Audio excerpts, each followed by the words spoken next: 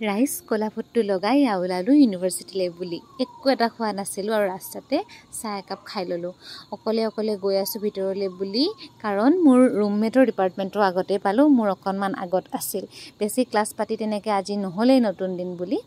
আৰু বজাৰ অকণমান কৰি পালোগৈ ATM মই অৱশ্যে আজিলৈকে পইচা উলিয়াই পোৱা নাই আৰু মোৰ ৰুমমেটে ওলাই পোৱা নাই সেইকাৰণে ভাবিলোঁ আজি উলিয়াই চাওঁ পইচাটো ওলাই আহোঁতে যিটোহে আমাৰ ফূৰ্তি যেন আমি নিজে কৰবাৰ পৰা পইচা পাইছোঁ এইটো আমাৰ ফালৰ পইচা নহয় এয়া ৰুমলৈ বুলি আহি মই পিয়াজ কাটিবলৈ আৰম্ভ কৰিছোঁ এইবিলাক আৰু আৰম্ভ হৈ গ'ল অকলে ৰান্ধি খাম বুলি যেতিয়া ঠিক কৰিলোঁ বনাবতো লাগিবই দুইজনীয়ে মিলি ইফাল সিফালকৈ কিবা কিবি বনাব লাগি গৈছোঁ মই এয়া